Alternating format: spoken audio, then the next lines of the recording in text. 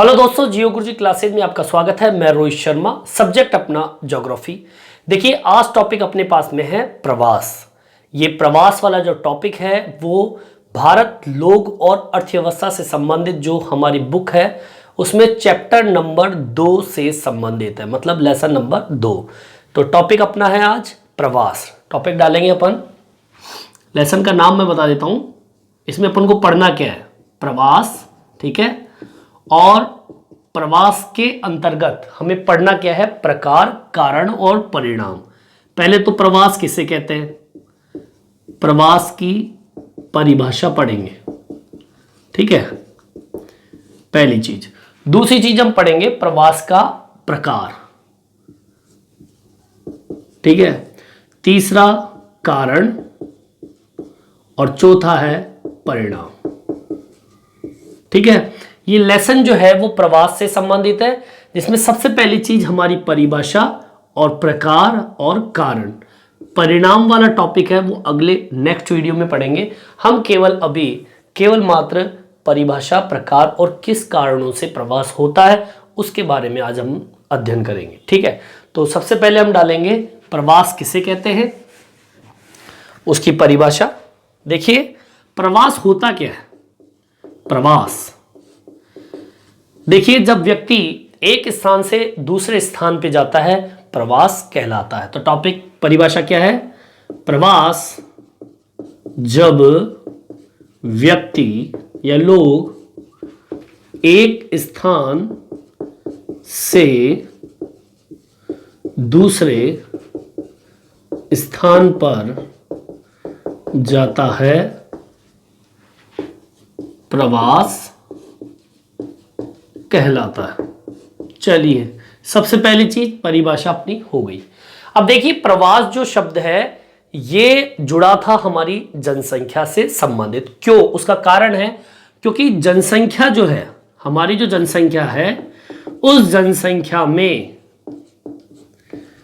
परिवर्तन का प्रमुख कारण, अब प्रमुख कारण कितने हैं मैं बता दूं आपको। पहला, मृत्यु दर, दूसरा जन्म दर और तीसरा प्रवास।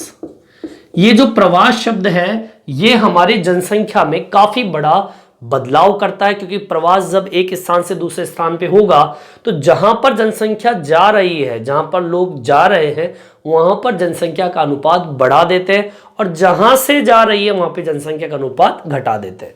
तो जनसंख्या का अहम रोल है। अब जनसंख्या की बात करें तो 1881 के अंदर, समय अपना क्या है? 1881 के अंदर प्रथम जनगणना प्रारंभ की गई। याद रखना, हमारी जो सबसे पहली जनगणना हुई थी वो 1881 में हुई थी। चलिए आगे की ओर बढ़े। अब मैं बात करूं 1961 की। 1961 के अंदर जनसंख्या में पहला मुख्य संशोधन क्या किया? 1961 के अंदर देखते हैं अपन। 1961 में पहला प्रमुख मुख्य संशोधन, ठीक है, मतलब 1961 में पहला प्रमुख मुख्य संशोधन, और वो भी किसके अंतर्गत? जनगणना में, ठीक है। जनगणना के अंदर पहला मुख्य जो संशोधन हुआ था वो क्या हुआ था कि हमारी जो जनगणना है उस जनगणना के अंदर दो प्रमुख घटक होंगे, ठीक है। मतलब अगर हम जनगणना करते हैं वो भी प्रवास से संबंधित, मतलब ये हो गया कि 1961 के अंदर जनगणना में पहला मुख्य संशोधन किया गया। उसमें दो घटक रखे गए, इसमें दो प्रमुख घटक रखे गए। अब वो दो घटक क्या थे? पहला आपका जन्म स्थान, ठीक है, पहला तो क्या है? जन्म स्थान, और दूसरा है आपका निवास स्थान। मैं ये कहना चाहता हूं आपको कि आपकी जो जब जनगणना होगी उस जनगणना के अंदर जो प्रवास वाला शब्द होगा, प्रवास को दो जगहों पर देखा जाएगा। एक तो जहां पर व्यक्ति का जन्म हुआ, जन्म के स्थान से, ठीक है, प्रवास की गणना की जाएगी, मतलब जनसंख्या की गणना की जाएगी कि व्यक्ति का जन्म कहां हुआ है और कहां से व्यक्ति कहां पर अब रह रहा है। तो वो कहां से निकला? जन्म के स्थान से। एक होता है निवास स्थान, जहां पे वो प्रेजेंट टाइम पे निवास कर रहा हो।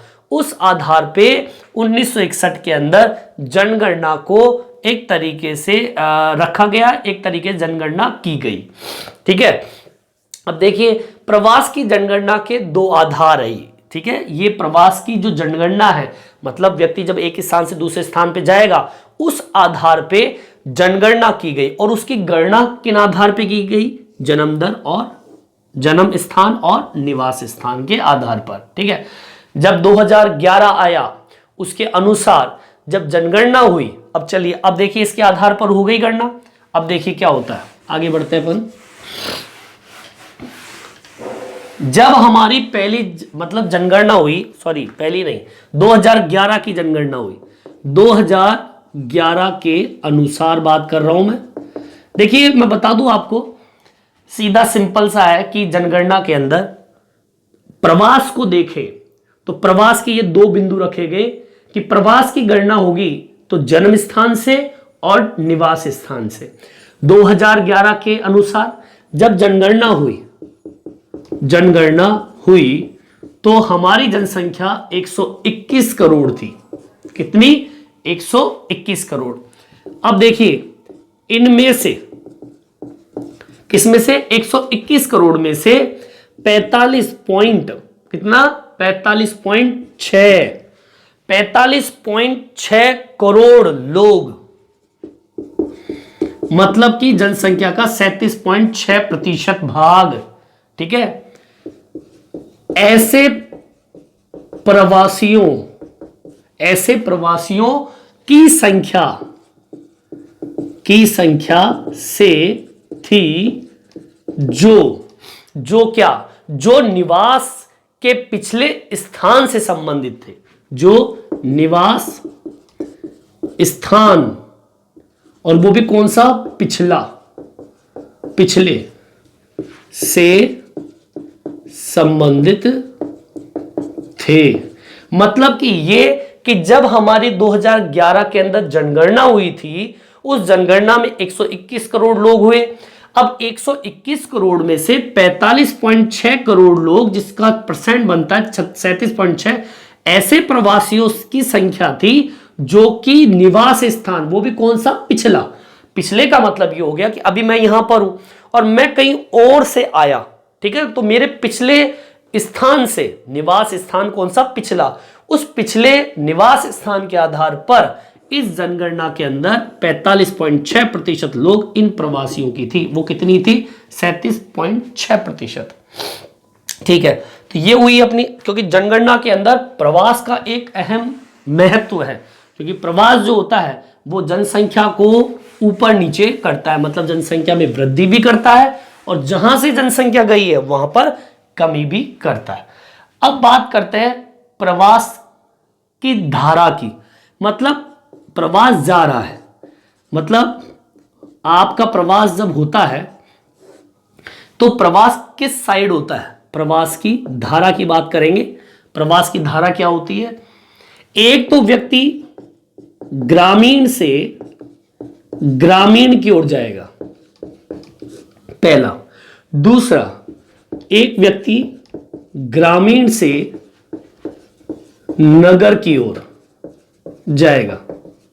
एक व्यक्ति नगर से नगर की ओर, ठीक है, और एक व्यक्ति नगर से ग्रामीण की ओर। ठीक है, यह स्थिति तो विशेष परिस्थिति में होता है कि व्यक्ति नगर को छोड़कर गांव में आ गया, तो ये तो बहुत ही कम स्थिति में होता है। मतलब अगर मान लीजिए उसका रोजगार नहीं चल रहा हो तो ही कंडीशन में होगा, लेकिन नगर से गांव में बहुत ही कम लोग आते हैं, नगर में हुए तो नगर में रहेगा।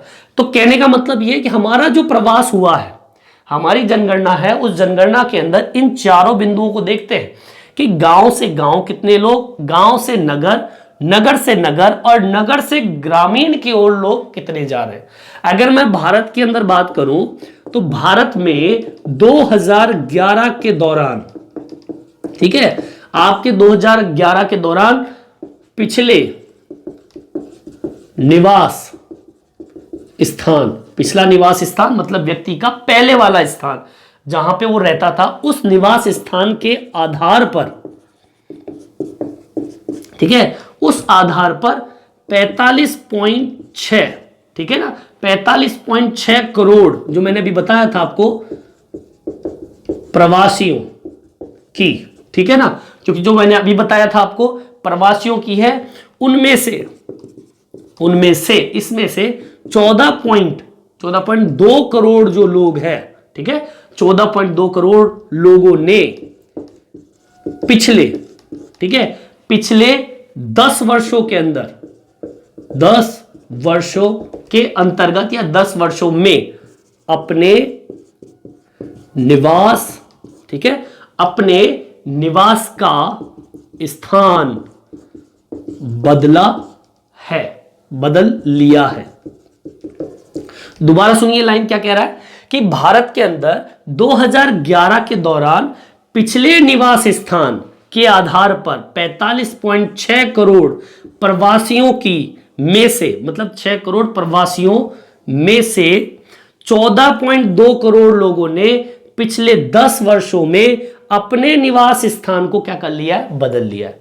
मतलब निवास स्थान जैसे पहले क्या था और अब वो कहां चले गए, ये 14.2 करोड़। अब इतना फेर बदल होता रहता है आपके प्रवास के माध्यम से।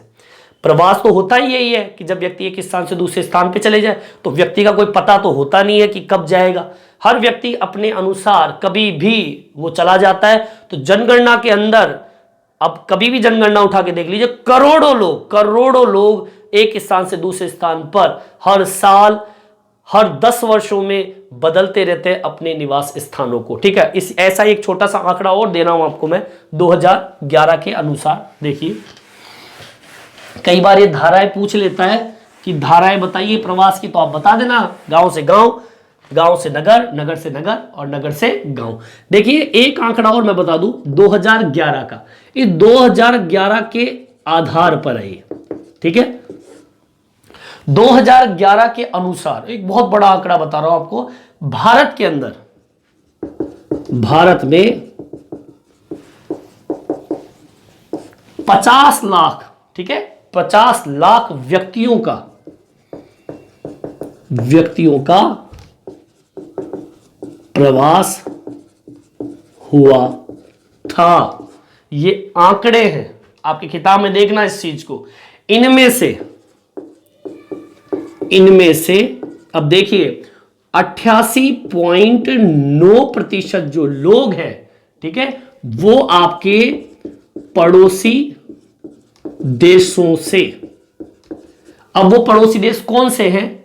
एक बांग्लादेश, आपको पता होना चाहिए बांग्लादेश से 27 लाख लोग हमारे भारत के अंदर प्रवास हुए। नेपाल 8 लाख लोग। पाकिस्तान कितने लोग पता है आपको? 9 लाख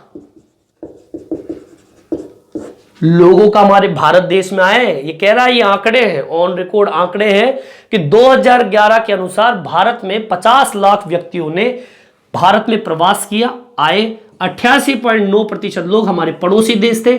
बांग्लादेश से 27 लाख, नेपाल में 8 लाख और पाकिस्तान से 9 लाख व्यक्तियों का प्रवास हुआ था हमारे भारत देश के अंदर।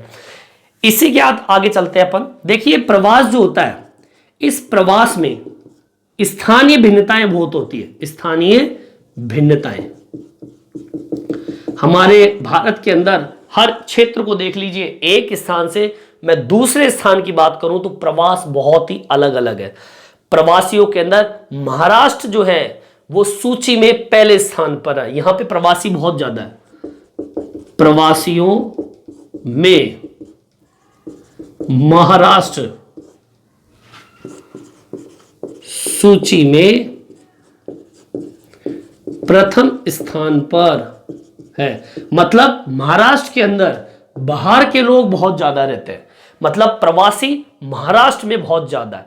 अगर मैं इसके बाद की बात करूं, इसके बाद फिर घटता हुआ क्रम, जैसे कि दिल्ली महाराष्ट्र से थोड़े कम, फिर देख लीजिए गुजरात जहां पर लोग बाहर से ज्यादा रहते हैं, ठीक है ना, मतलब प्रवास यहां पे भारत के अंदर एक राज्य से दूसरे राज्य की बात चल रही है यहां पे ना, कि भारत के अंदर ही, जैसे मैं राजस्थान में रहता हूं, मुझे महाराष्ट्र में बिजनेस करना है तो मैं महाराष्ट्र में जाके रहने लगा, प्रवासी हूं मैं, ठीक है, जो महाराष्ट्र में रह रहा है, ठीक है। दिल्ली गुजरात, क्योंकि मैं अपने निवास स्थान को छोड़ के जा रहा हूं तो प्रवासी हो गया, ठीक है। गुजरात हरियाणा, ठीक है ना, ये सब ऐसे राज्य है जहां पर आपके प्रवासियों की संख्या ज्यादा है। अगर मैं उत्तर प्रदेश की बात करूं, ठीक है, आपका जो उत्तर प्रदेश है, बिहार के जो राज्य है, वे राज्य है जहां पे उत्तर प्रवासियों की संख्या सर्वाधिक है, ठीक है। उत्तर प्रदेश और बिहार में उत्तर प्रवासियों की संख्या ज्यादा है।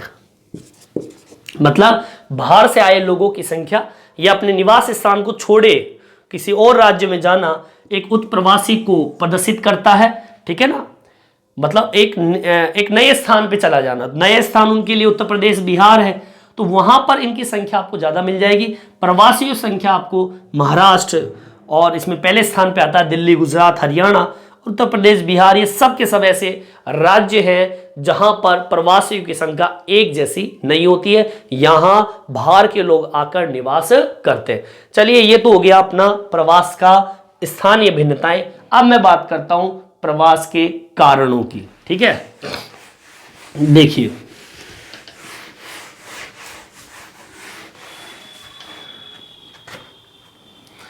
देखिए, प्रवास के कारण, अब इसको कारण मान लीजिए, इसको चाहे आप प्रकार मान लीजिए, ठीक है। दो तरह के प्रवास होते हैं, ठीक है। हालांकि प्रकार की बात करो तो पिछले वीडियो में हमारे पास में प्रकार के संबंधित था उत्प्रवास अप्रवास, ठीक है ना। अगर मैं प्रवास की बात करूं तो, ठीक है, प्रवास का मतलब, प्रवास के प्रकार की बात करो तो उत्प्रवास और अप्रवास, ये तो प्रकार है। पिछले वीडियो में आपके सामने मैंने वीडियो लेके आया था इसके बारे में, देखना आप लोग, जो फर्स्ट बुक से संबंधित था, उसमें प्रवास के प्रकार के बारे में है। अप्रवास और उत्प्रवास, जब कोई नए स्थान पे जाता है व्यक्ति तो अप्रवास, उत्प्रवास किसी स्थान को छोड़ के जाता है व्यक्ति तो वो अप्रवास, ठीक है। दो तरह के प्रवास। अब मैं कारणों की बात कर रहा हूं, किसकी बात कर रहा हूं, कारणों की। तो कारण क्या है, पहला कारण प्रतिकर्ष और दूसरा कारण अपकर्ष। देखिए, ये दो कारण है, अपकर्षण या दूसरा अपकर्षण और प्रतिकर्ष। हम इसको ऐसे भी लिख सकते हैं, प्रतिकर्ष और अपकर्ष। देखिए, प्रतिकर्ष क्या होता है, हमारे प्रवास के अंदर प्रतिकर्ष कारक एक अहम भूमिका निभाता है। प्रतिकर्ष का मतलब क्या होता है, जब व्यक्ति या कोई लोग अपने निवास स्थान को या उद्गम स्थान को छुड़वाने में कोई कारण मदद करे, या हम कह सकते हैं कोई व्यक्ति अपने स्थान को छोड़ के भाग जाए, तो वो क्या कारण है। प्रतिकर्ष का मतलब होता है लोगों को किसी स्थान से दूर करना, ठीक है। मतलब ये हो गया, जब व्यक्ति किन्हीं कारणों से निवास स्थान से चला जाए, ठीक है, निवास स्थान से चला जाए, क्या कहलाएगा, प्रतिकर्ष कारक। अब वो कारक क्या, जैसे कि तूफान आता है बहुत ज्यादा, सूखा पड़ता है अधिक, युद्ध जैसी इस कंडीशन, ठीक है। इसके अलावा बाढ़, ठीक है, अशिक्षा, ठीक है, गरीबी, ठीक है, बेरोजगारी, ठीक है, ये कई कारण, या इसके अलावा चिकित्सालय सुविधा की कमी, ठीक है, या नगरीकरण ना होना, ये सारे के सारे कारण अच्छे नहीं है और जिसकी वजह से व्यक्ति चला जाता है। कहने का मतलब ये हो गया कि जब व्यक्ति अपने निवास स्थान को या उद्गम स्थान को छोड़कर चला जाए, वो किन कारणों से, ये सारे के सारे कारण आपके प्रतिकर्ष कारक है। ये कारक है आपके, क्या है, कारक, ठीक है। अपकर्ष क्या कारक होते हैं? अपकर्ष का मतलब होता है जब व्यक्ति उस स्थान की ओर अगर आकर्षित होता है, किसी भी स्थान की ओर, दूसरा बिंदु आता है अपकर्ष। देखिए अपकर्ष जो कारण है प्रवास का, वो है जब व्यक्ति किसी स्थान की ओर आकर्षित होता है। वे कारक अपकर्ष कारक कहलाते हैं। अब वो कारक, इसके ठीक उल्टा कर दीजिए, इसका ठीक उल्टा क्या होगा? जैसे कि शिक्षा, ठीक है, जैसे कि सुविधाएं, जैसे कि सुरक्षा, जैसे कि शांति, जैसे कि नगरीकरण, जैसे कि रोजगार, ऐसे कई जैसे आपके लोगों को अपनी ओर, अपने राज्य की ओर आकर्षित करते हैं। जैसे कि व्यक्ति यूपी में बहुत ज्यादा जाते हैं, जैसे कि व्यक्ति दिल्ली में बहुत ज्यादा जाते हैं, जैसे कि व्यक्ति महाराष्ट्र में बहुत ज्यादा जाते हैं। क्यों जाते हैं यहाँ पे? उसका कारण है, उसका कारण एक ही है, क्योंकि यहाँ पर लोगों को सभी प्रकार की सुविधाएं मिल रही है और वो सुविधाएं ये सारी की सारी, और यही अपकर्ष कारक है जो लोगों को उस राज्य की ओर आकर्षित कर रहा है। तो आज मैंने आपको प्रवास किसे कहते हैं, प्रवास की धाराएं, प्रवास में स्थानीय वितरण, भिन्नता और प्रवास के कारणों के बारे में बताया मैंने। इस वीडियो में इतना ही। नेक्स्ट वीडियो में हम पढ़ेंगे प्रवास के परिणाम, और परिणाम जैसे कि प्रवास व्यक्ति कर गया, एक स्थान से दूसरे स्थान पे गया, क्यों गया? वो इसलिए गया, वो शिक्षा लेने गया, वो रोजगार लेने गया, वो सुरक्षा की वजह से गया, सुविधाएं लेने गया, इस कारणों से गया। तो प्रवास से क्या परिणाम निकलता है? उससे परिणाम निकलता है आर्थिक परिणाम निकलता है, आपके सामाजिक परिणाम निकलता है, जनांक के परिणाम निकलता है, पर्यावरणीय परिणाम निकलता है, या अन्य प्रकार के परिणाम। मतलब प्रवास से क्या फायदा है और क्या नुकसान है, इस टॉपिक को, मतलब प्रवास का परिणाम, ये शब्द हम ये टॉपिक अपन अगले नेक्स्ट वीडियो में पढ़ेंगे। इस वीडियो में इतना ही। ये वीडियो आपको कैसा लगा मेरे कमेंट्स बॉक्स में डाल के बताएं। इस वीडियो में इतना ही। धन्यवाद।